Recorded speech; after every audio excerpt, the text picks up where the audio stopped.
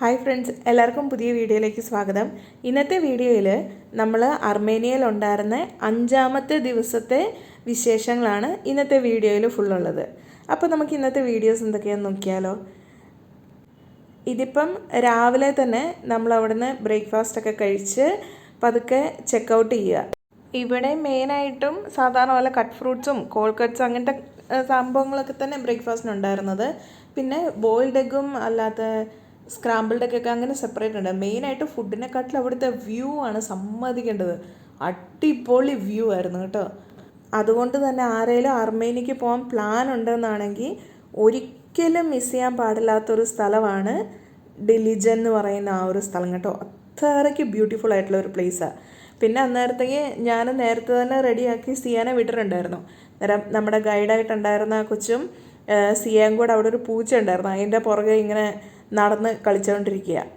അങ്ങനെ അവിടെ നിന്ന് നമ്മൾ യാത്ര ചെയ്തത് ഇപ്പോൾ കണ്ടോ, ഈ സ്ഥലത്ത് കണ്ട നമ്മളുടെ ആ മണ്ണിടിച്ചിലിൻ്റെ കാര്യം കഴിഞ്ഞ വീഡിയോയിൽ ഞാൻ പറഞ്ഞില്ലേ, അത് ശരിക്കും നമുക്ക് കാണാൻ പറ്റും. ഇങ്ങനെ മണ്ണ് ഇവിടെ ഇടിയുന്നത് കൊണ്ടാണ് ഇവിടെ മെയിനായിട്ടും മരങ്ങളും കാര്യങ്ങളൊന്നും ഇല്ലാത്തത്. ഇങ്ങനെ ഈ ഒരു മൊട്ടക്കുന്നായിട്ട് ഇതിങ്ങനെ ഇരിക്കുന്നത്. പിന്നെ ആ പോകുന്ന വഴിക്ക് തന്നെ നമുക്ക് കഴിഞ്ഞ ദിവസം നമ്മൾ പോയ ആ ഒരു സെവാൻ ലേക്ക് ഉണ്ടല്ലോ, ആ ലേക്കിൻ്റെ സൈഡിൽ കൂടിയാണ് നമ്മൾ പോകുന്നത്. അതുകൊണ്ട് ആ ഒരു വ്യൂവും പിന്നെ ക്ലൈമറ്റ് എന്ന് പറഞ്ഞാൽ നല്ല അടിപൊളി തണുത്ത കാറ്റും നല്ല ക്ലൈമറ്റ് ആയിരുന്നു കേട്ടോ. ഒരിക്കലും മഴയൊന്നുമില്ലായിരുന്നു, വെയിലായിരുന്നു. അതുകൊണ്ട് തന്നെ നമുക്ക് നന്നായിട്ട് ആ പരിസരം എല്ലാം നന്നായിട്ട് കണ്ട് ആസ്വദിച്ച് പോകാൻ വേണ്ടിയിട്ട് പറ്റി. ഇന്നലെയെന്ന് പറഞ്ഞാൽ ഇത് ഫുള്ള് മഴയായതുകൊണ്ട് നമുക്കത്ര ആസ്വദിക്കാൻ പറ്റിയിട്ടില്ല ആ ഒരു പ്രകൃതിയുടെ ഭംഗിയൊക്കെ. പിന്നെ ഇന്ന് നമ്മൾ മെയിനായിട്ടും പോകുന്നത് ഇവരുടെ തുർക്കി ആയിട്ടുള്ള ബോർഡറിൻ്റെ സൈഡിൽ കൂടെയാണ്. അതുകൊണ്ട് തന്നെ നമുക്ക് നന്നായിട്ട് അറാറത്ത് പർവ്വതമൊക്കെ ഒത്തിരി ക്ലോസ് ആയിട്ട് കാണാൻ പറ്റും. അതൊക്കെ ഇനി വരുന്നുണ്ട്, അന്നേരം ഞാൻ കാണിക്കാം. പിന്നെ ഈ ഒരു രാവിലെ സമയമായതുകൊണ്ടുണ്ടല്ലോ, ഒത്തിരി പശുക്കളെയും ഇങ്ങനെ ആടിനെയും ഒക്കെ അവർ മേയ്ക്കാൻ വേണ്ടിയിട്ട് വിട്ടിരിക്കുന്നത് ഇങ്ങനെ കണ്ടു. ഇതുപോലെ ഓരോ ഫീൽഡിലെ അങ്ങനെ കണ്ടപ്പോഴത്തേക്കും ചോദിച്ചപ്പോഴാണ് പറഞ്ഞത് അതിൻ്റെ കൂട്ടത്തിൽ ശരിക്കും അതിൻ്റെ ആട്ടിടയനോ ഒന്നുമില്ല, ജസ്റ്റ് അവർ ആ ഒരു കൂട്ടം പശുക്കളെ ഒരു കൂട്ടം ആടുകളെ അങ്ങനെ വിട്ടേക്കുക. ചോദിക്കുമ്പോഴത്തേക്കും പറഞ്ഞത് ആദ്യത്തെ ഒരാഴ്ച അതിൻ്റെ ഓണർ ആരോ അവർ ഈ പശുക്കളെയും ആടിനെയെല്ലാം മേയ്ക്കാൻ കൊണ്ടുപോയിട്ട് അവരുടെ കൂട്ടത്തിൽ ഒന്നുകിൽ ഒരു പട്ടി ഉണ്ടാവും, അല്ലെങ്കിൽ ഒരു ഹോഴ്സ് അങ്ങനെ എന്തെങ്കിലും ഉണ്ടാവും. എന്നിട്ട് ഇതാണ് പിന്നീട് ഇവരെ ഗൈഡ് ചെയ്യുന്നത്. അപ്പോൾ ഈ പശു ആടൊക്കെ എന്നാ ചെയ്യുന്നതെന്ന് വെച്ചാൽ ആ പട്ടി എങ്ങോട്ട് പോകുന്നോ അതിൻ്റെ പുറകെ പോകും. വൈകുന്നേരം ആകുമ്പോഴത്തേക്കും തിരിച്ച് വീട്ടിൽ അതിൻ്റെ കൂട്ടത്തിൽ വരും. അങ്ങനെയാണ് അവിടുത്തെ അവരെ മേയ്ക്കാൻ വിടുന്നത്, ട്രെയിൻ ചെയ്യിപ്പിച്ച് വെച്ചിരിക്കുന്നത്. പിന്നെ നമ്മളിപ്പം നമ്മളുടെ ഫസ്റ്റ് സ്റ്റോപ്പ് എത്താറായി. ഇതെന്താണെന്ന് വെച്ചാൽ നമ്മളുടെ ഹിസ്റ്ററിയിലൊക്കെ നമ്മൾ പഠിച്ചിട്ടില്ലേ, സിൽക്ക് റോഡ്. അതായത് പണ്ട്, അതായത് 1-ാം നൂറ്റാണ്ട് 2-ാം നൂറ്റാണ്ട് കാലഘട്ടത്തിലൊക്കെ ചൈനയിൽ നിന്ന് യൂറോപ്പിലേക്ക് പല രാജ്യങ്ങളെ കണക്ട് ചെയ്തുകൊണ്ടുള്ള വ്യാവസായിക പാത, ആ ഒരു പാത കടന്നു പോകുന്നത് ഇവിടെ ഈ അർമേനിയയിലൂടെ. അപ്പോൾ ആ കടന്നു പോകുന്ന ഏരിയയാണ് നമ്മളുടെ ഫസ്റ്റ് വിസിറ്റ്. ശരിക്കും പറഞ്ഞാൽ ആ വഴിക്കൂടെ നമ്മളിപ്പോൾ പോയിക്കൊണ്ടിരിക്കുന്നത്. പിന്നെ ഫസ്റ്റ് സ്റ്റോപ്പ് എന്ന് പറയുന്നത് ഈ ഒരു സ്ഥലം ഏതാണെന്ന് വെച്ചാൽ ഏതാണ്ട് സിൽക്ക് റോഡിൻ്റെ മിഡിലായിട്ട് വരുന്ന ഒരു സ്ഥലമായത്. ഇവിടെ എന്ന് പറയുന്നത് ഈ വ്യാപാരികൾ ഒരു സ്ഥലത്തുനിന്ന് മറ്റൊരു സ്ഥലത്തേക്ക് പോകുമ്പോഴത്തേക്കും അവർക്ക് റെസ്റ്റ് എടുക്കാൻ വേണ്ടി അന്നത്തെ കാലത്തുണ്ടായിരുന്നൊരു ഹോട്ടലാണിത്. ഈ ഒരു ഹോട്ടലെന്ന് പറഞ്ഞാൽ ഇതിൻ്റെ ഉള്ളിൽ കയറിയാൽ നമുക്കത് ഇനിയും വ്യക്തമായിട്ട് കാണാം. അതായത് അന്നത്തെ കാലത്ത് ഈ വണ്ടികളെക്കാട്ടിലും കൂടുതൽ ഈ ഒട്ടകം അതുപോലെയുള്ള മൃഗങ്ങളെയായിരുന്നു ഇവർ ട്രാൻസ്പോർട്ടേഷന് വേണ്ടിയിട്ട് ഉപയോഗിച്ചുകൊണ്ടിരുന്നത്. അന്നേരം ആ മൃഗങ്ങളോട് കൂടി തന്നെ ഇവർ ഇതിൻ്റെ ഉള്ളിൽ റെസ്റ്റ് ചെയ്യാൻ വേണ്ടിയിട്ടുള്ളൊരു സ്പേസ് ആയിരുന്നു ഈ ഒരു ഹോട്ടൽ എന്ന് പറയുന്നത്, അന്നത്തെ കാലത്തെ ഹോട്ടൽ. അപ്പം ഇവർക്ക് ഉറങ്ങാൻ വേണ്ടിയിട്ടും അങ്ങനത്തെ വെട്ടത്തിന് വേണ്ടിയിട്ടൊക്കെ ആണെങ്കിലും ഇതിപ്പോൾ ഇതിൻ്റെ അകത്ത് നോക്കിയാൽ കുറേ കരി പിടിച്ച പോലെ കാണുന്നില്ല. അതൊക്കെ അന്നത്തെ കാലത്ത് അവർ ഉപയോഗിച്ചിരുന്ന ഈ പന്തങ്ങൾ, ദീപങ്ങൾ, അങ്ങനത്തെ കാര്യങ്ങളൊക്കെ ഇല്ലേ, അതിൻ്റെയൊക്കെ കരി പിടിച്ച് പുകയാണ് അത്. അല്ലാണ്ട് ഇതിൻ്റെ അകത്ത് പ്രത്യേകിച്ച് ഇലക്ട്രിസിറ്റിയോ അല്ലാണ്ട് വേറെ ഒരു സംഭവങ്ങളും അവിടെ ഇല്ല. പിന്നെ അതുപോലെ ഇതിൻ്റെ ഓരോരോ സെക്ഷനിലും നമുക്ക് കാണാം ഇതുപോലെ ഓരോരോ ചെറിയ ചെറിയ വിൻഡോ പോലെ ഇല്ലേ. ഇവിടെ ശരിക്കും അവർ അവരുടെ ആ ഒരു ബിസിനസ്സിന് ഉപയോഗിച്ചുകൊണ്ടിരുന്ന കാര്യങ്ങളൊക്കെ എഴുതി തിട്ടപ്പെടുത്തി വെക്കാൻ വേണ്ടിയിട്ട് അവർ ആ റെസ്റ്റ് എടുക്കുന്ന സമയത്ത് എഴുതാൻ ഉള്ളൊരു സ്പേസ് ആയിട്ടാണ് അതിനെ ഉപയോഗിച്ചിരുന്നത്. ഇതാണ് ആ ഹോട്ടലിൻ്റെ ഉൾവശം. ഈ കാണുന്ന ഓരോരോ ആർച്ച് പോലെ കാണുന്നില്ലേ, അതിൻ്റെ അകത്താണ് അവർ താമസിച്ചിരുന്നത്. ഇത് പെയ്ഡ് സാധനങ്ങളൊന്നും അല്ല കേട്ടോ, ഇത് പൈസ കൊടുത്ത് നിൽക്കുന്നതല്ല. പകരം അവർ വരുമ്പം അവർക്ക് റെസ്റ്റ് ചെയ്യാനുള്ളൊരു സ്പേസ് അത്രയേ ഉള്ളൂ. അല്ലാണ്ട് പൈസ കൊടുത്ത് ഇന്നത്തെ കാലത്ത് ഹോട്ടലിൽ പോയി നിൽക്കുന്ന പോലെ നിൽക്കുന്ന ഒരു സ്പേസേ അല്ല. പിന്നെ ഈ മുകളിൽ കാണുന്ന ഈ ഒരു വിൻഡോ പോലത്തെ ഈ ഒരു ഓപ്പണിങ് കണ്ടില്ലേ, ഇതാണ് അവർ ലൈറ്റ് സോഴ്സ് ആയിട്ട് യൂസ് ചെയ്യുന്നത്. അതായത് ഇങ്ങനെയുള്ള സ്പേസ് അവർ ഓപ്പൺ ആക്കിയിടും. അങ്ങനെ ആകുമ്പോൾ അതിൻ്റെ അകത്തോടെ സൂര്യപ്രകാശം ഉള്ളിലേക്ക് കയറും. അതവർക്ക് ഇതിൻ്റെ ഉള്ളിൽ താമസിക്കുന്നവർക്ക് എന്തെങ്കിലും കാര്യത്തിനൊക്കെ ഉപയോഗിക്കാനാണെങ്കിൽ അതേ ഉള്ളൂ. അല്ലാണ്ടൊരു വെട്ടത്തിൻ്റെ സൗകര്യങ്ങളെ അതിൻ്റെ അകത്തില്ല. പിന്നെ അവിടെ നിന്ന് അറിയാൻ കഴിഞ്ഞ്, അതായത് ഇവർ അവിടെ ജസ്റ്റ് വർത്തമാനം പറഞ്ഞപ്പോൾ അറിയാൻ കഴിഞ്ഞ വേറൊരു കാര്യം, നമ്മളുടെ ഇന്ത്യനെ ഇവർ ഇന്ത്യ എന്നല്ല പറയുന്നത്. നമ്മൾ ശരിക്കും അർമേനിയ എന്ന് തന്നെയല്ലേ പറയുന്നത്. അതുപോലെ ഇവർ ഇന്ത്യനെ പറയുന്നത് ഹിൻകസ്ഥാൻ എന്നാണ്. അത് മേ ബി എനിക്ക് തോന്നുന്നത് നമ്മളുടെ ഹിന്ദുസ്ഥാൻ എന്നുള്ള ആ ഒരു പേരുണ്ടല്ലോ, അതിന് ഇവരുടെ ലാംഗ്വേജ്, കാരണം ഇത് ഓൾറെഡി ഒരു ഒത്തിരി പഴയ രാജ്യമാണ്. അതുപോലെ നമ്മുടെ ഇന്ത്യയും ഒത്തിരി പഴയ രാജ്യമല്ല, അല്ല പുതുതായിട്ട് വന്നതല്ലല്ലോ. അപ്പം അതിൻ്റെ ഒരു ഇതിലാന്ന് തോന്നുന്നു ഇന്ത്യയുടെ പണ്ടത്തെ പേരായ ഹിന്ദുസ്ഥാനിൽ നിന്നാണ് ഇവർ ഹിൻകസ്ഥാൻ എന്ന് ഇവർ പറയുന്നതെന്നാണ് എനിക്ക് തോന്നുന്നത്. കാരണം ഇവർ ഇന്ത്യ എന്നും പറഞ്ഞുകൊണ്ടല്ല അവിടെ ഒരു കാര്യവും ഇന്ത്യനെ കുറിച്ച് പറയുന്നത്. ഒഫീഷ്യലി തന്നെ ഇവർ ഹിൻകസ്ഥാൻ എന്നാണ് പറയുന്നത്. പിന്നെ ഈ അർമേനിയൻസ് മ്യൂസിക്കിന് ഭയങ്കര ഇമ്പോർട്ടൻസ് കൊടുക്കുന്നുണ്ട് കേട്ടോ. അതായത് നമ്മൾ ഇന്ത്യക്കാർക്ക് മ്യൂസിക് എത്രത്തോളം ഇമ്പോർട്ടൻ്റ് ആണോ അതുപോലെ തന്നെ അവർക്കും ഇമ്പോർട്ടൻ്റാണ്. പോകുന്ന വഴിക്ക് അവർ അർമേനിയൻ മ്യൂസിക് പ്ലേ ചെയ്തുകൊണ്ടായിരുന്നു ഞങ്ങൾ പോയത്. അത് ഞാൻ കുറച്ച് കേൾപ്പിക്കാം.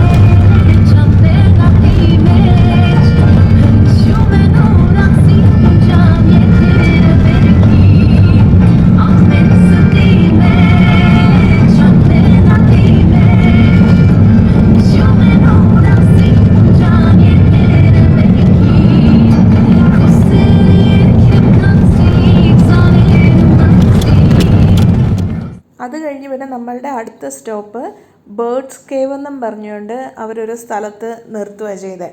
അവിടെ ശരിക്കും എൻട്രൻസിൽ നമുക്ക് കാണാൻ ഒത്തിരി നല്ല നല്ല വ്യൂസ് ഉണ്ടായിരുന്നു. ആ ഒരു വെള്ളമൊക്കെ ആ മലയുടെ ആ ഒരു പാറക്കെട്ടിൻ്റെ ഇടയ്ക്ക് നിന്ന് ചാടുന്നൊക്കെ അതൊക്കെ നല്ല രസമുണ്ട്. അവിടെ നിന്നൊക്കെ ഫോട്ടോസും വീഡിയോസൊക്കെ എടുക്കാൻ നല്ല ഭംഗിയാണ്. എന്നിട്ട് പിന്നെ അവിടുന്ന് ഇപ്പുറത്ത് ഈ ഒരു മല പോലത്തെ ഈ ഒരു പാറക്കെട്ടില്ലേ, ഇതിൻ്റെ അകത്താണ് ബേർഡ്സ് കേവ് എന്നും പറഞ്ഞുകൊണ്ട് ഉള്ളത്. ഇവിടെ പിന്നെ ഉണ്ടല്ലോ, നമ്മളെ കയറി പോകുന്ന വഴിക്ക് തന്നെ വലിയ നമ്മളുടെ കാട് പൂത്തലിഞ്ഞ് നിൽക്കുന്ന പോലെയാണ് ഇവിടെ റോസാപ്പൂവ് വിരിഞ്ഞ് നിൽക്കുന്നത്. നല്ല ഭംഗിയുണ്ട് ആ പൂവാണ്. അതുമല്ല നല്ലൊരു സ്മെല്ലാണ് ആ റോസാപ്പൂവിന്. പിന്നെ ഇവിടുന്ന് നമുക്ക് ഉള്ളിലേക്ക് പോകണമെന്നാണെങ്കിൽ നമുക്ക് ഇവരുടെ, അതായത് ഈ ബേർഡ്സ് കേവിൻ്റെ അകത്ത് വേറെ ഗൈഡാണ്. അല്ലാതെ നമ്മളുടെ ഓൾറെഡി കൂട്ടത്തിലുള്ള ഗൈഡല്ല ഇത് എക്സ്പ്ലെയിൻ ചെയ്യുന്നത്. പുള്ളിക്കാരി അവിടെ വന്നിട്ട് ഇതിൻ്റെ ഹിസ്റ്ററി ഇങ്ങനെ പറഞ്ഞു തരുമായിരുന്നു. ഇവിടെ മൈഗ്രേറ്റിംഗ് ബേർഡ്സ് വന്ന് പാർക്കാറുണ്ട്. അതുകൂടാണ്ട് ആ കേവിൻ്റെ അകത്ത് പണ്ട് കാലത്തെ, അതായത് വൈന് കാര്യങ്ങളൊക്കെ അന്നത്തെ കാലത്ത് ആക്കിയതും അതുകൂടാണ്ട് അത് സ്റ്റോർ ചെയ്ത് വെച്ചിരുന്നതൊക്കെ എങ്ങനെയായിരുന്നു, അതിൻ്റെ എല്ലാം ഹിസ്റ്ററി അവരവിടെ നമുക്ക് പറഞ്ഞു തരുന്നുണ്ട്. അതുകൂടാണ്ട് അവർ പറയപ്പെടുന്ന ഇത് പണ്ട് കാലത്ത് ഇവിടെ സമുദ്രം ഈ പ്രദേശത്തെ മൂടിയിട്ടുണ്ടായിരുന്നു. അപ്പം നാച്ചുറലായിട്ട് തന്നെ ഉണ്ടായി വന്ന കേവുകളാണിത്, അല്ലാണ്ട് മനുഷ്യനായിട്ട് ഉണ്ടാക്കിയതല്ല എന്നൊക്കെയാണ് പറഞ്ഞത്. അതുകൂടാണ്ട് ഈ കാണുന്ന ഓരോ സെക്ഷൻ തിരിച്ചു വെച്ചിരിക്കുന്നതും അന്ന് ഇവർ ഇപ്പോഴും ജിയോഗ്രഫിക്കലി അവരത് ഓരോന്ന് കുഴിച്ചെടുത്ത് അതിനെക്കുറിച്ച് പഠിച്ചുകൊണ്ടിരിക്കുന്നതേ ഉള്ളൂ. അതും കൂടാണ്ട് പണ്ടൊരു എർത്ത്ക്വേക്ക് വന്നപ്പോഴത്തേക്ക് ഇതിൻ്റെ മെയിൻ കവാടം ഇപ്പം നമ്മൾ കയറി പോകുന്ന സ്ഥലമല്ല, വേറൊരു സ്ഥലമാണ്. അപ്പം അവിടെ ആ മെയിൻ കവാടം മോളിൽ നിന്ന് കല്ല് വന്ന് വീണ് അത് ക്ലോസ് ആയിപ്പോയി. അപ്പം അതിൻ്റെ സേഫ്റ്റിയും എല്ലാം കൂടെ പരിഗണിച്ച് അവർ ഒത്തിരി നമ്മളെ ഉള്ളിലേക്ക് വിടുന്നുമില്ല. അതും കൂടാണ്ട് അവരുടെ സ്റ്റഡീസ് നടക്കുന്നതായതുകൊണ്ട് തന്നെ നമുക്കവിടെ വീഡിയോസ് അലൗഡ് അല്ലായിരുന്നു. ഓൺലി ഫോട്ടോസ് മാത്രമേ എടുക്കാൻ പറ്റുന്നുണ്ടായിരുന്നുള്ളൂ. പിന്നെ കയറുന്നിടത്ത് തന്നെ ഇതുപോലെ, അതായത് ഇത് കുഴിച്ചപ്പോഴത്തേക്കും ഇതിൻ്റെ അകത്തുനിന്ന് കിട്ടിയ പണ്ടത്തെ കുറേ ശേഖരങ്ങൾ, അതായത് അങ്ങനത്തെ ടൂൾസും പിന്നെ അവിടെ ഈ സിൽക്ക് റോഡിൻ്റെ സൈഡ് ആയതുകൊണ്ട് തന്നെ ആൾക്കാർ വന്ന് താമസിച്ചപ്പം അവർ ഇട്ടേച്ചിട്ട് പോയ ഈ പായ അതുപോലെ സാധനങ്ങളൊക്കെ അവിടെ നിന്ന് കുറച്ച് കിട്ടിയിട്ടുണ്ട്. അപ്പം അതിൻ്റെയൊക്കെ സൈഡും എല്ലാം അവിടെ വെച്ചിട്ടുണ്ട്. അപ്പോൾ അതെല്ലാം അവരിങ്ങനെ കാണിച്ചു തരുമായിരുന്നു. പിന്നെ അവിടുന്ന് ഞാൻ വേറെ വീഡിയോസോ ഫോട്ടോസൊന്നും എടുത്തിട്ടില്ല. അവിടുന്ന് നേരെ പിന്നെ പുറത്തോട്ട് ഇറങ്ങുക ചെയ്തത്. പുറത്തോട്ട് ഇറങ്ങിക്കഴിഞ്ഞപ്പോൾ ഇവർ പറഞ്ഞൊരു എനിക്ക് ഇൻട്രസ്റ്റിംഗ് ആയിട്ട് തോന്നിയൊരു കാര്യമാണ്, ഈ ഒരു റോസില്ലേ ഇത് ഇവർ മെയിനായിട്ടും യൂസ് ഇതാണ് അതിൻ്റെ റോസാപ്പൂവ്. പക്ഷേ ഇത് ഇവർ ശരിക്കും ആ ഒരു റോസാപ്പൂവിൻ്റെ മണത്തിന് വേണ്ടിയിട്ടോ അല്ലെങ്കിൽ അതിന് വേണ്ടിയിട്ടല്ല, കാണാനുള്ള ഭംഗിക്ക് വേണ്ടിയിട്ടോ അല്ല ഇത് വളർത്തുന്നത് മെയിനായിട്ടും. പകരം ഈ റോസിൻ്റെ പൂവ് പൊഴിഞ്ഞു പോയി കഴിയുമ്പോഴത്തേക്കും അതിൻ്റെ ബാക്ക് സൈഡിൽ ഒരു മൊട്ട് പോലത്തെ ഒരു സംഭവം ഉണ്ടാവുമല്ലോ. സാധാരണ നമ്മുടെ നാട്ടിലൊക്കെ അത് പോയിട്ട് ഞാൻ കണ്ടിട്ടുള്ളൂ. അത് വെച്ചിട്ട് അവരെന്തോ ഡ്രിങ്ക്സ് ആക്കും എന്നാണ് പറഞ്ഞത്. ആ ഡ്രിങ്ക്സ് എന്നാന്ന് ഞാൻ കാണിച്ചു തരാം. പിന്നീട് ഞങ്ങളത് വാങ്ങി കുടിക്കുന്നുണ്ട്, അപ്പോൾ ഞാൻ കാണിച്ചു തരാം. അങ്ങനെ പിന്നെ അടുത്ത സ്റ്റോപ്പിലേക്ക് നമ്മളെത്തി. ഇവിടെ ശരിക്കും നമ്മൾ ഇതൊരു വൈനറിയാണ്, അതായത് വൈൻ നമുക്ക് ഉണ്ടാക്കുന്ന അത് സ്റ്റോർ ചെയ്ത് വെക്കുന്ന ഒരു സ്പേസാണ്. ഇവിടെ നമുക്ക് ആദ്യം തന്നെ അവർ അതിൻ്റെ ഉള്ളിൽ അവരുടെ സ്റ്റോറിങ് ഏരിയയിൽ അതിൻ്റെ ഒരു ടൂർ അവർ കാണിച്ചു തരുന്നത്, അവരെങ്ങനെയൊക്കെയാണ് സ്റ്റോർ ചെയ്യുന്നത് എന്തൊക്കെയാണെന്നുള്ളത്. ഈ ഒരു വൈനറിനെ കുറിച്ച് പറയുന്നത് ഇതൊരു ഫാമിലി ബിസിനസ്സായിട്ട് 94 ഇവർ സ്റ്റാർട്ട് ചെയ്തിട്ടുള്ളൊരു വൈനറിയാണ്. പിന്നെ ഇവിടെ മെയിനായിട്ടും വൈൻസ് ഉണ്ടാക്കുന്നത് 2 ടൈപ്പ് ഉണ്ട്. ഒന്ന് ലോക്കലി മെയ്ഡ് ഗ്രേപ്സിൽ നിന്നും, ഇന്നൊന്ന് അടുത്ത ഒരു പ്രദേശത്തു നിന്ന് കൊണ്ടുവരുന്ന വൈൻ വെച്ചിട്ട്, അങ്ങനെ 2 ടൈപ്പ് ഉണ്ട്. ആ 2 ടൈപ്പ് ഗ്രേപ്സിൽ തന്നെ ഉണ്ടാക്കുന്ന വൈൻസ് ഡ്രൈ, സെമി ഡ്രൈ, അതുപോലെ തന്നെ സ്വീറ്റ്, അങ്ങനെ പല വേർഷൻസ് ഓഫ് വൈൻസ് ഉണ്ട്. പിന്നെ ഈ സൈഡിൽ കാണുന്ന ഈ ബാരൽസ് ഉണ്ടല്ലോ, ഇതിൻ്റെ അകത്താണ് ഇവർ ഫസ്റ്റ് വൈന് ഒഴിച്ചു വയ്ക്കുന്നത്. ഒരു 3 വർഷം ഇതിൻ്റെ അകത്ത് ഒഴിച്ചു വയ്ക്കും. എന്നിട്ടിത് അവിടെ നിന്ന് നേരെ ഈ കാണുന്ന മൺകലം പോലത്തെ ഈ ഒരു സംഭവം ഉണ്ടല്ലോ, ഇതിൻ്റെ അകത്തോട്ട് അവർ ട്രാൻസ്ഫർ ചെയ്യുക. ഇതിൻ്റെ അകത്ത് ശരിക്കും ഒത്തിരി നൂറ്റാണ്ടുകൾ പഴക്കമുള്ളതും ഉണ്ട്. കാരണം അതൊന്നും അവരിപ്പോൾ യൂസ് ചെയ്യുന്നില്ല, കാരണം യൂസ് ചെയ്ത് ചിലപ്പം വൈൻ ലീക്കായാലോ എന്നുള്ളതുകൊണ്ടാണ്. പിന്നെ ഈ സൈഡിൽ കാണുന്ന ഈ ഒരു സെക്ഷൻ എന്ന് പറയുന്നത് അവർ വൈൻ മേക്കിങ്ങിനും ഗ്രേപ്സ് കളക്ട് ചെയ്യാനൊക്കെ യൂസ് ചെയ്യുന്ന ടൂൾസ് കാര്യങ്ങളെല്ലാം അവിടെ വെച്ചിട്ടുണ്ട്. പിന്നെ വൈൻ ഈ മൺകലത്തിലേക്ക് മാറ്റുന്നതിൻ്റെ കാരണം വൈനിനൊരു എർത്തി ഫ്ലേവർ വരാൻ വേണ്ടിയിട്ടാണ് അവരങ്ങനെ ചെയ്യുന്നതെന്ന് പറഞ്ഞത്. അത് കൂടാണ്ട് ഇവരുടെ വൈൻസൊക്കെ എപ്പോഴും 14% ആൽക്കഹോളിക് ആയിരിക്കും. അതുകൂടാണ്ട് ആ മേലെ വൈറ്റ് കളറിലിരിക്കുന്ന അവർ ശരിക്കും നമ്മൾ ഈ വാറ്റെന്ന് പറയത്തില്ലേ, ആ സംഭവം അത് ആപ്രിക്കോട്ടിൽ നിന്നും അതുപോലെ പീച്ചിൽ നിന്നൊക്കെ ആക്കി അത് സെപ്പറേറ്റ് ചെയ്തേക്കുന്നത്. അത് വൈനല്ല ശരിക്കും. അങ്ങനെ ഈ പ്രോസസ്സൊക്കെ ചെയ്യാനുള്ള കുറേ ബാരൽ അവിടെ എക്സ്ട്രാ അവർ ചെയ്തിട്ടുണ്ട്. ഈ 2 ബാരലെന്ന് പറഞ്ഞാൽ ഒത്തിരി നൂറ്റാണ്ട് പഴക്കമുള്ള പഴയ ബാരലാണ്. അതിലവരങ്ങനെയൊന്നും സ്റ്റോർ ചെയ്യാറില്ലെന്നാണ് പറഞ്ഞത്. പിന്നെ അവിടെ നേരെ നമ്മൾ താഴോട്ട് വന്നിട്ടുണ്ടെന്നാണെങ്കിൽ അവിടെ ഒരു സൈഡിൽ തന്നെ കുറച്ച് സോനിയേഴ്സും പിന്നെ അവരെ വൈൻ ടേസ്റ്റിങ്ങും നമുക്ക് സാമ്പിൾസ് അവിടെ നിന്ന് വാങ്ങാനും അതിനൊക്കെയുള്ളൊരു സൗകര്യമുള്ളൊരു പ്ലേസ് അവിടെ ഉണ്ട്. അവിടെ കുറേ അവരുടെ ആർട്ട് ഫോംസ്, പിന്നെ പല ടൈപ്പ് ഗ്രേപ്സ്, ഇതാണ് ആ 2 ടൈപ്പ് ഗ്രേപ്സ് അവർ പറഞ്ഞത്. ആ 2 ടൈപ്പ് ഗ്രേപ്സിൽ നിന്ന് എടുത്തിട്ടുള്ള പല ടൈപ്പ് വൈനുകളാണ് ഈ കാണുന്നതൊക്കെ.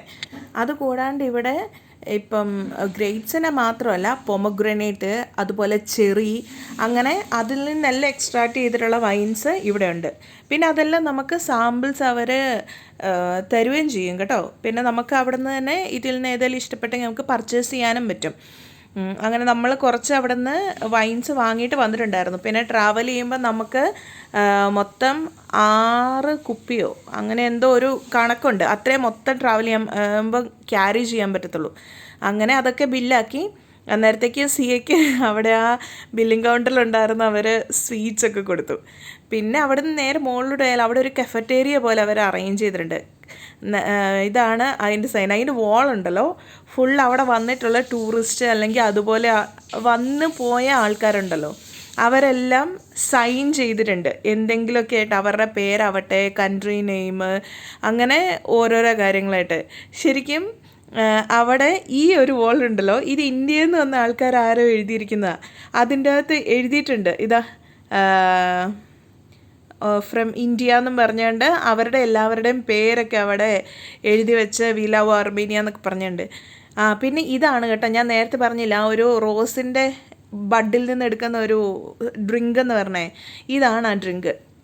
പിന്നെ ആ ഡ്രിങ്കിൻ്റെ വേറൊരു കാര്യം എന്നാന്ന് വെച്ചാൽ അത് ഓൾറെഡി നമുക്കല്ല ഇവരത് ജാമാക്കും, അതുപോലെ ഇതുപോലെ ഡ്രിങ്ക്സ് നമ്മൾ സ്ക്വാഷൊക്കെ പോലെ ആക്കി വയ്ക്കൂലേ, അങ്ങനെ അതൊക്കെ. ഇതിപ്പോൾ പോകുന്ന വഴിക്ക് ഓരോ മൗണ്ടൻ്റെ മുകളിൽ ഇങ്ങനെ ഓരോരോ മൊനാസ്ട്രീസൊക്കെ ഉണ്ടാവുമേ, അതൊക്കെ ഇങ്ങനെ അവർ കാണിച്ചു തന്ന.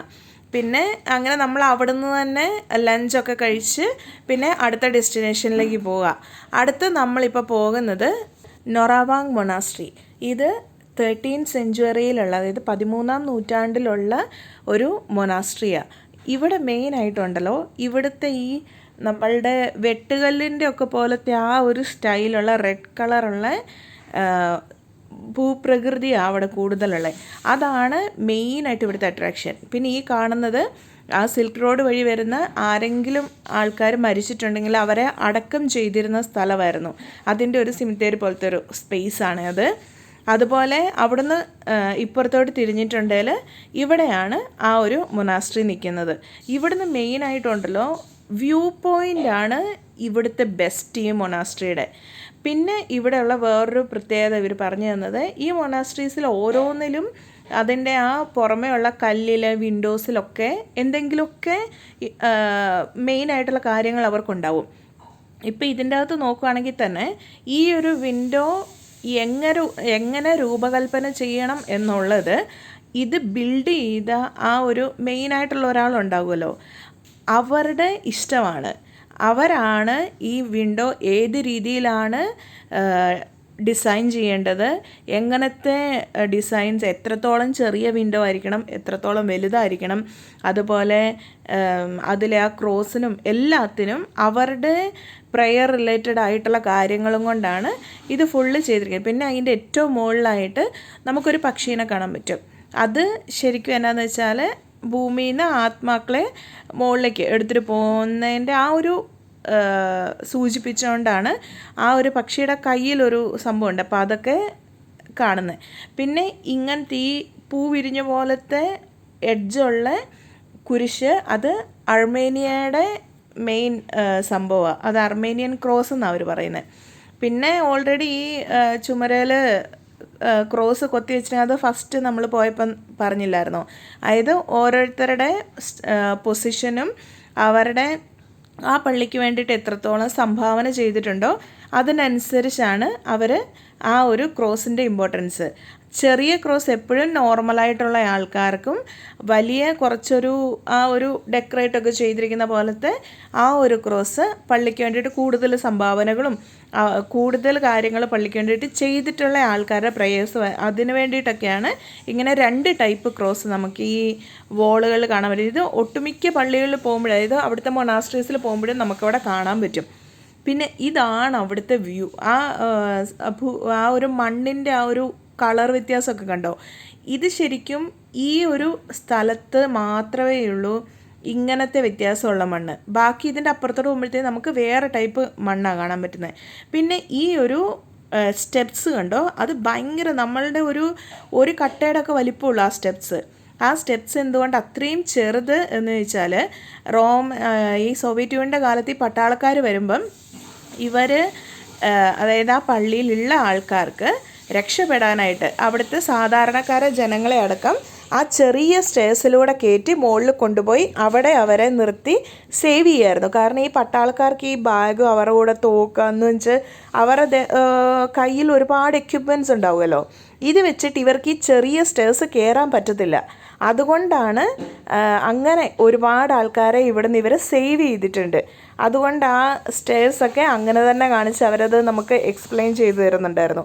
പിന്നെ ഈ ഒരു പള്ളിയുടെ നോക്കുകയാണെങ്കിൽ ഇവിടെ ശരിക്കും പ്യുവറായിട്ട് ക്രിസ്ത്യാനിറ്റീൻ്റെ എക്സാക്റ്റ് സെയിം ദൈവങ്ങളുടെ ഫോട്ടോസ് അല്ല നമുക്കിവിടെ കാണാൻ പറ്റുന്നത്. അത് കൂടാണ്ട് ഇവിടെ ഒരു ഇപ്പം പകുതി മൃഗം പകുതി അല്ലാത്ത അങ്ങനത്തെ, അത് ശരിക്കും ഇവരുടെ പണ്ടത്തെ, അതായത് ക്രിസ്ത്യൻസ് ആവുന്നതിന് മുന്നേ ഉണ്ടായിരുന്ന പേഗൻ കൾച്ചറിലുണ്ടായിരുന്ന അവരുടെ ദൈവങ്ങളുണ്ടല്ലോ, അതിൻ്റെ ഒരു കുറച്ച് ആ മൃഗങ്ങളുടെ പോലത്തെ സംഭവങ്ങൾ അവിടെ ഓൾറെഡി അവരെ സ്റ്റാച്ചു ചെയ്ത് വെച്ചിട്ടുണ്ട്.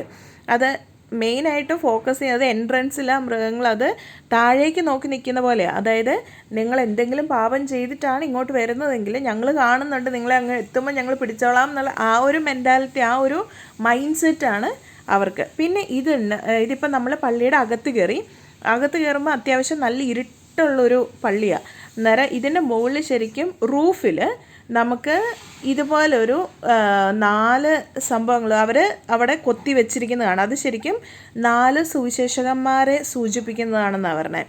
അതുപോലെ ഇങ്ങനെയൊരു കിണർ പോലത്തെ ഒരു സംഭവം, ഇതിൻ്റെ അകത്തോട്ട് ആ ഏണി വെച്ച് നമുക്ക് ഇറങ്ങാം. അത് ശരിക്കും അവരുടെ പണ്ടത്തെ ജയിലായിരുന്നു. നമുക്കിപ്പോഴും അതിൻ്റെ അകത്ത് ഇറങ്ങിപ്പോവുകയൊക്കെ ചെയ്യാം. പിന്നെ ഇതൊക്കെ അവിടെ ആൾക്കാരെ ഓരോരുത്തരെയായിട്ട് സംസ്കരിച്ചിരിക്കുന്ന സ്ഥലങ്ങളാണ്. ഇതിൻ്റെയൊക്കെ മുകളിൽ കൂടെ നമുക്ക് നടക്കാൻ പറ്റും. അത് ശരിക്കും എന്നാന്ന് വെച്ചാൽ അവർ ചെയ്ത പാപങ്ങൾ ഇതിൻ്റെ മുകളിൽ കൂടെ ആൾക്കാർ നടക്കുമ്പോൾ ആ പാപങ്ങൾ ഈ ആൾക്കാരുടെ ചവിട്ടേറ്റ് പാപത്തിൻ്റെ കാഠിന്യം കുറഞ്ഞ് അവർക്കത് കുറച്ചും കൂടെ പെട്ടെന്ന് സ്വർഗത്തിലേക്ക് ചെല്ലാൻ കഴിയും. അങ്ങനെ ആ ഒരു വിശ്വാസത്തിലാണ്. അതുപോലെ ആ വെച്ചിരിക്കുന്ന കല്ലിന് ഹൈറ്റ് ഡിഫറൻസ് ഉണ്ട്. കുറച്ച് ഹൈറ്റ് കൂടിയ കല്ല് എന്ന് പറഞ്ഞിട്ടുണ്ടെങ്കിൽ അത് കുറച്ചും കൂടെ ചർച്ചിന് ഇമ്പോർട്ടൻ്റ് ആയിട്ടുള്ള ആൾക്കാരായിരിക്കും. കുറച്ച് ഫ്ലാറ്റായിട്ട് കിടക്കുന്നതാണെന്നാണെങ്കിൽ അത് ശരിക്കും സാധാരണ നോർമലായിട്ടുള്ള ആൾക്കാർ അങ്ങനെയായിരിക്കും. അതുപോലെ അവരെക്കുറിച്ചുള്ള ഡീറ്റെയിലും കാര്യങ്ങളെല്ലാം അവിടെ എഴുതി വെച്ചിരിക്കുന്നത്. ഇതൊക്കെയാണ് ഈ സംഭവം. പിന്നെ ഈ ഒരു പള്ളിയുടെ ഈ ഒരു മൊനാസ്ട്രിയുടെ പ്രത്യേകത എന്താണെന്ന് വെച്ചാൽ ഇവിടെ ഈ കാണുന്നത് യൗസേ പിതാവിൻ്റെ ഫോട്ടോയാണ്. ഇവിടെ വേറെ ഒരു പള്ളിയിലും യൗസേ പിതാവിൻ്റെ ഫോട്ടോ വെച്ചിട്ടില്ല. അതായത് ജീസസിൻ്റെ ഫാദറിൻ്റെ ഫോട്ടോ വെച്ചിട്ടില്ല. ഈ ഒരു പള്ളിയിലേ അതുള്ളൂ. അതുപോലെ അതിന് നേരെ താഴത്തെ കവാടത്തിലേക്ക് വരികയാണെങ്കിൽ അവിടെ മാതാവിൻ്റെ ഫോട്ടോയാണ് വെച്ചിരിക്കുന്നത്. മാതാവ് യേശുവിനെ കയ്യിൽ പിടിച്ചുകൊണ്ടുള്ള ഒരു ഫോട്ടോ. അത് ശരിക്കും ഗ്ലോബലി അംഗീകരിക്കപ്പെട്ട എന്തോ ഒരു പ്രത്യേക ടൈപ്പ് ഫോട്ടോ എന്നാണ് പറഞ്ഞത്. അങ്ങനെ ഈ 2 എണ്ണമാണ് ഇവിടുത്തെ മെയിനായിട്ടുള്ള അട്രാക്ഷൻ എന്ന് പറയുന്നത്. പിന്നെ നമുക്ക് ഇതിൻ്റെ ഉള്ളിലേക്ക് കയറുമ്പം ആദ്യം തന്നെ കാണുന്നത് ശരിക്കും ഒരു സീറ്റിംഗ് ഏരിയ ഉള്ള ഒരു സ്ഥലമുണ്ട്. ഇവിടെ ശരിക്കും ക്രിസ്ത്യൻ വിശ്വാസികളാണ്, പക്ഷേ അവർ ക്രിസ്ത്യാനിറ്റിയിലേക്ക് കൺവേർട്ട് ആയിട്ടില്ല. അതായത് അവർ ക്രിസ്ത്യാനിറ്റിയിൽ വിശ്വസിക്കുന്നുണ്ട്, പക്ഷേ അവർക്ക് വിശ്വസിക്കുന്ന ആൾക്കാരെ മാത്രമേ അവർക്ക് ഉള്ളിലേക്ക് കയറ്റത്തുള്ളൂ, എന്ന് വെച്ചാൽ അൾത്താരയുടെ സൈഡിലേക്ക്. പിന്നെ അവിടെ ഇരിക്കുന്നതിന് മുകളിൽ തന്നെ ആയിട്ട് ലൈറ്റിന് വേണ്ട ആ ഒരു ഹോളൊക്കെ ഉണ്ട്. അങ്ങനെ ക്രിസ്ത്യാനികളായിട്ടുള്ള ആൾക്കാർക്ക് മാത്രമാണ് അവിടെ നിന്ന് ഉള്ളിലേക്ക് കയറാൻ പറ്റുന്നത്. അതാണ് അൾത്താര അവിടെ കണ്ടത്. പിന്നെ ഇങ്ങനെ ഓരോ ഇൻസ്ക്രിപ്ഷൻസ് നമുക്ക് ഓരോ വാളിൽ കാണാൻ പറ്റും. ഈ വാളിൽ എഴുതിയിരിക്കുന്നത് ശരിക്കും ഭയങ്കര അത് പഠിച്ചവർക്ക് മാത്രമേ വായിക്കാൻ പറ്റുള്ളൂ എന്നുള്ള രീതിയിൽ ഇമ്പോർട്ടൻ്റ് ആയിട്ടുള്ള കാര്യങ്ങൾ, അതായത് ആ ഒരു മൊനാസ്ട്രീനെ സംബന്ധിച്ചിടത്തോളം ഉള്ള എല്ലാ കാര്യങ്ങളും അതിൽ അവർ എഴുതി വെച്ചിട്ടുണ്ടാവും. പക്ഷേ അത് ഫോറിനേഴ്സ് ആയിട്ടുള്ള ഒരാൾക്ക് വന്നിട്ട് അർമേനിയൻ ലാംഗ്വേജ് അറിയാമെന്നും പറഞ്ഞിട്ട് അത് വായിക്കാൻ പറ്റത്തില്ല. അതിന് എന്തൊക്കെയോ ടെക്നിക്കലായിട്ടുള്ള എന്തൊക്കെയോ സംഭവങ്ങളുണ്ട്. അങ്ങനെയാണെങ്കിൽ മാത്രമേ അത് വായിക്കാൻ പറ്റത്തുള്ളൂ. പിന്നെ അവിടെ നിന്ന് നേരെ നമ്മൾ പോകുന്ന വഴിക്ക് നമുക്ക് ശരിക്കും അറാറത്ത് ആ ഒരു മൗണ്ടൻ, ഈ കാണുന്നതാണ് അറാറത്ത് മൗണ്ടൻ. ഈ മൗണ്ടൻ ഉണ്ടല്ലോ ഇവർക്ക്, അതായത് അർമേനിയൻസിന് ഭയങ്കര ഇമ്പോർട്ടൻ്റ് ആയിട്ടുള്ള സംഭവം. പക്ഷേ അത് തുർക്കിക്കാരുടെ ഏരിയയിലേക്ക് അവർ പിടിച്ചെടുത്തിരിക്കുക. അതുകൊണ്ട് തന്നെ ഇവിടെ ഓൾമോസ്റ്റ് നമുക്ക് കാണാൻ പറ്റുന്ന എല്ലാ കാര്യത്തിലും ഇവർക്ക് അറാറത്തെ നെയിമും നോവ എന്നുള്ള നെയിമും ഒക്കെ യൂസ് ചെയ്തിട്ടുണ്ട്. അപ്പോൾ ഇതൊക്കെയായിരുന്നു ഇന്നത്തെ വിശേഷങ്ങൾ. ഇതിപ്പം നമുക്ക് അവിടെ നിന്ന് ഒരു ഫോറിനേഴ്സ് അവരുടെ ട്രഡീഷണൽ വേഷം കിട്ടിയപ്പോൾ അവിടെ ഒരു ഫോട്ടോ എടുത്തതാണ്. അപ്പോൾ ഇതൊക്കെയായിരുന്നു ഇന്നത്തെ വീഡിയോസ്. ഇനി അടുത്ത വീഡിയോസായിട്ട് അടുത്ത വീഡിയോയിൽ വരാം കേട്ടോ. താങ്ക്